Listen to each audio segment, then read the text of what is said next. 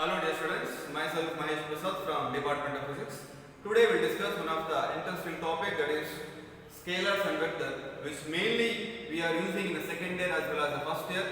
So if I deal in terms of scalar and vector, so before we get into this, we need to know few concepts to learn more about scalars as well as vector over here. So basically, in general, if I speak, what do you mean by quantity? The quantity which is nothing but something should be measurable over here, correct? So if I deal in terms of physical quantity, so the basic quantity which we are using under the concept of physics, or all the concept which comes under the basic quantity, which is also called as physical quantity. And under physical quantity, if I say, there are two types. The one is the fundamental quantity and one more is derived quantity.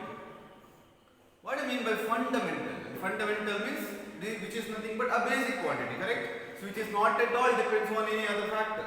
So in physics, we have a fundamental quantity which is around 7 units. The first one is the length, the mass, temperature, and electric current, and the luminous intensity and mole of substance. So these are the basic fundamental quantity we can expect. And if I see derived quantity, the quantity which is derived from fundamental quantity is called as derived quantity. For example, if I say velocity, acceleration, these are not independent factors. These are depends on each other. So basically your velocity depends on the distance as well as time. Acceleration depends on velocity with respect to time. So these are all interrelated concepts, correct? So under physical quantity, how many types we can? There are two types. Which are those? One is fundamental quantity and one more is derived quantity. For example, if I say mass of 3 body or 3 kg is here, a quantity having a numerical value 3 and its SI unit, which is nothing but a kg over here, correct? So these are the example I can expect with respect to magnitude. The magnitude, which is basically tells you what the numerical value together with the unit. For example, if I say what is your height, so you should tell proper S unit with the proper value. I can say my height which is around 5.7 feet, correct? So I cannot say 5.7 kg. I cannot say 5.7 milligram. So each particular dimension has its own SI unit. So we should follow that. So which is called as a magnitude over here. So if I want to describe more about your physical quantities like mass, distance, time, temperature, I have no direction associated with them, correct? So based on magnitude and direction, physical quantities can be classified into two types. Are you getting? So these are mass, distance, time. These are not at all depends on any direction. So under physical quantity, if I deal in terms of a scalar and vector, there are these two divides or parts we can expect. So what do you mean by scalar? So scalar which is having only magnitude, okay? And what about the vector? Vector which is having both the magnitude as well as direction we can expect over here. For example, see, if your car moves with the speed of 4 km per hour towards a syrup, so how to indicate this? For example, you are moving from one point to another point with some kilometer per hour. So how to indicate this? So with respect to vector, we can indicate somewhat like this, where O which represent at the initial point where you have started your journey, and this point which represent where you have terminated your journey over here. And this A with the one direction we can say which is a vector. We can call it as, how to pronounce this, a vector. So which indicates what? You are moving from the one point to another point, which means you are moving somewhat in this direction. Are you getting?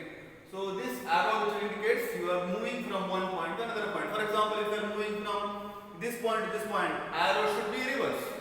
Are you getting? So this is how exactly we can represent a vector over here. And if we move to the next point, so a simple notation A vector, as I told just now, which how to read this? We can call it as a vector A. So for a vector OA with the O vector is the initial point, as I initial point, and the capital A was the terminal point, and the direction which represent arrow, we are moving from one end to another end. This is how exactly we can use in vector as well. And if I say OA vector, this can be denoted as, can you see on the two lines, which is call it as modulus of OA vector, which means we can say it could be plus or minus. So if you put any modulus symbol over here, the supposed to tell it is only a positive vector. So there are many type of vectors we can expect. There are like a position vector, unit vector, null vector. So we will see one by one. So position means, what is the meaning of position in a general way? Position means you are standing on one point with respect to someone, correct? So this is exactly we can expect under a position vector. We will see that to locate the position of any point P in a plane or a space, generally a fixed point of reference is called as O. Can you see one point which is located over here, and this is y-axis and this is x-axis. Now here I have picked one point P over here, and I need to mention or I need to specify where exactly I have marked the point P with respect to our initial point. So this is the indication. I can expect O is the origin. You draw one line, arrow somewhat like this. And what the indication of x comma y? Because you have marked a point in such a way that in between the x and y coordinate. So R is the direction of this position vector, where OP is called as what? Position vector. O to P you have travelled, correct? Where P with respect to O is shown over here. The kind of unit vector we can expect, one more point as a unit vector. Unit vector is also having a unit magnitude is called as unit vector. So A vector is a vector having a magnitude A which should not be equal to 0 and can be equal to 1, which is nothing but, see, A vector is a unit vector having the same direction, A vector as A, but so it is represented as A cap. How to read this? Which is nothing but A cap. So modulus of A cap is equal to 1, then A cap which is equal to A vector divided by modulus of A vector. This is how we can expect the relation between A cap and the A vector. Okay, and unit vector is unit denoted as a vector along x, y, z coordinate. If I have a 3 coordinate in a system, we can expect I, j, k, the corresponding, the respective over here. And if I have only 2 coordinate like x and y coordinate, I can expect this is x coordinate, this is y coordinate, and with respect to this I cap and j cap. If I have a 3 coordinate x, y, z means I can expect I, j, k. This is how exactly we can denote over there. And if I say the 0 vector or a null vector, what do you mean by 0? Which is having no value, correct? So vector having a 0 magnitude, null vector or a 0 vector, it is represented as 0 or O vector. So 0 vector has no specific direction. The position vector of origin is 0 vector. 0 vector are only of mathematical importance. And if you see the next slide over here, the equal vector. What do you mean by equal over here? You know the meaning of equal. The similar meaning I can use over here, which is nothing but in terms of vector. So vector is said to be equal when if both vector having the same magnitude as well as direction. See, the vector A and vector B are moving in the same direction with the same magnitude. So I can call it as it is a which vector? Equal vector. So parallel vector. What do you mean by parallel vector? You can make a difference between a equal and a parallel vector. It is having the same direction. I cannot say it is having the same in magnitude. So that's why one which is having the larger in magnitude and one is smaller in magnitude, but it is having in same direction. you can call it as parallel vector. So next one, anti-parallel vector. So similarly, these two directions are opposite in direction. If the direction of this vector is having opposite direction, you can call it as anti-parallel vector, unlike the vector. So these are the basic concepts we can find over here. And one more term which comes under negative vector. What do you mean by negative vector? See, don't get confused with the anti-parallel vector as well as the negative vector. Anti-parallel, we are having the opposite in direction and it could be different in magnitude. But think about a negative vector. Negative vector, if I say it is a negative vector, it should be opposite in direction with the proper magnitude. So that's why I can call it as this A and B are opposite in direction with the same magnitude. So that's why we can call it as the vector is a negative vector over here. So if I move to the next one, so the concurrent vector, by looking at the figure only you can make it out what exactly the concurrent vector is, correct? So co-initial vector, what does it mean by initial point? The point which you are about to start, correct? So the vector having the same initial point, if I say three bodies moving in for example, I have three cars. You are about to start with the same location. Then I can say this is a point. All the three cars was located at the initial point. After that, it can change its direction. So if it is so, we can call it as concurrent vector. So, and if I say the next slide, coplanar vector. The vector lies in the same plane is called as coplanar vector. In the sense, it could be xy coordinate, it could be zy coordinate, it could be yx coordinate. So if it is located in the same plane, you can expect it is a coplanar vector. Next one is the orthogonal vector. You might have come across in the similar concept in your 10th or 9th over here. So there you have studied just xy coordinate, but in terms of direction is supposed to be, that's like vectors are said to be orthogonal to one another if angle between them is 90 degree, correct? So x and y, what is the angle I can expect? It should be 90 degree. So that's how it is over here. And if I want to add two vectors, like addition of two vectors, how I can add over here? You can add as well as you can subtract. The way how to add is that there is some law which comes under this vector over here, which is nothing but addition of two vectors. If I have a two vector somewhat like this, how to add this and how to represent, we will see one by one. So addition of a scalar involves only the addition of the magnitude. But when vector is added with one another, we have to consider its direction as well. Why? Because what is the meaning of scalar over here? Scalar which is nothing but which is having only in magnitude. So directly we can add this. But when I want to add the two vector, its direction as well as magnitude should match. Then only we can expect we can add two vector over here. So that's a main difference while adding vector and scalar over here. So vector can be added with one another. The vector provide both vectors represent the same physical quantity. Correct? What do you mean by physical quantity? The quantity which we are using in physics.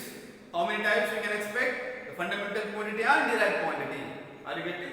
So example will take addition of vector which representing displacement of a body with one another. The vector representing the velocity of body is meaningless. Correct? And one more thing, how to add this. See, the triangle method of vector addition can be used. So add a vector A and A with B, which translate the B by drawing a parallel by itself so that origin or initial point at the tip of the vector. So while adding this, we need to add this is the tip and this should be the tail. This is the tip and this should be the tail. So you are adding from tip to the tail of B so that we can add A plus B which is equal to This is a resultant vector which is nothing but AC. So this is how we can add under vector addition.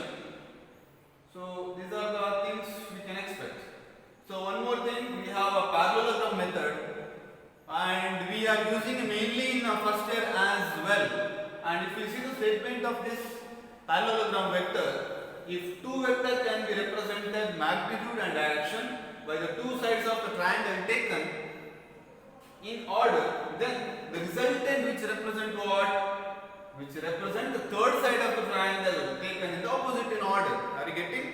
This is how exactly which deals under the concept of a parallelogram of vector. And if I see in the slide what you can see in the images, say A and B, if I want to add these two vectors, I can expect the resultant vector as this. We'll prove this by mathematical order in the next slide. So this is how exactly which is R is the resultant vector and A plus B which is equal to R. Don't get confused with the Pythagoras theorem which you have learned in 10th. And this is completely different than your Pythagoras theorem. There you is supposed to have right angle triangle. And here no need of having any right angle triangle over here. So this is how exactly it is. If two vectors acting at a point can be represented both in magnitude and direction by the two adjacent sides of the parallelogram drawn from which point? That particular point. And the resultant is represented completely by the diagonal of the parallelogram passing through the point. This is how exactly the statement which deals over here. And it can shown in magnitude as well in terms of resultant vector. R which is equal to the basic formula, you can expect A square plus B square plus 2AB cos theta with the square root. And how to define in terms of tan alpha, which is nothing but A sin theta divided by B plus A cos theta. So if I want to get the angle in a parallelogram, use this formula. If I want to get a resultant in the parallelogram, use this formula directly, you will get the resultant over here. If they have given A and B value with the sum which is having some angle theta over here, directly you can take it as, if for example cos theta, cos 90, cos 60, if they are given such values, directly substitute and multiply with the 2AB and add this and take a square root, you will get a resultant of the parallelogram. So this is how exactly we can expect. And if I say the next important topic, that is the resolution of vector, which is most important, where we need to concentrate over here. So resolution of vector is a process of splitting a vector. Okay, so far we have not at all splitted any vector, but the thing is, in the resolution we are supposed to split the vector in such a way that in terms of its component, how many component I can expect? X component as well as Y component. If a vector is resolved into a two component along its mutually perpendicular direction, which is the mutually perpendicular direction, don't you think X and Y are perpendicular to each other? So if it is perpendicular to each other, we can easily split the component over here, which is nothing but a rectangular component. We will see one by one resolution of a vector over here. That is nothing but, let a vector R makes an angle theta, where R makes an angle theta. If I see here, let R makes an angle theta with respect to this, what I can write? As you know, what do you mean by cos theta? Cos theta, which is nothing but, what I can write? Adjacent divided by hypotenuse, correct no? So adjacent divided by hypotenuse, which is nothing but OA divided by OC, which is equal to cos theta, correct? So OC which is equal to what I can write? What I can write? OC which is equal to OA into cos theta. Similarly, if I want to write sin theta in this triangle, what I can write? Sin theta which is nothing but opposite divided by hypotenuse. What is the opposite side I can expect? OY divided by OC. Correct? OY divided by OC. Correct? Correct? So how theta sin theta, which is nothing but what I can write? Yeah, exactly. So now if I deal in terms of resolution of vector, see the magnitude of OA which is equal to OA by OC. So OA by OC means what? Adjacent divided by hypotenuse, which is equal to OA which is equal to OC into cos theta. So magnitude OV is, so why they have taken P over here? P, which is nothing but they have taken OA as P over there, correct? So similarly, the magnitude of how to write sin theta in the triangle over there just by opposite by hypotenuse. Opposite is was AC and hypotenuse was OC, and which is equal to what? What I can write? Which is nothing but AC, which is equal to OC into sin theta. How to write tan theta? OC by OA. So this is how exactly we can expect under the particular concept of this. So from the geometry we can say it can be shown that R square which is equal to P square plus Q square. This is how exactly we supposed to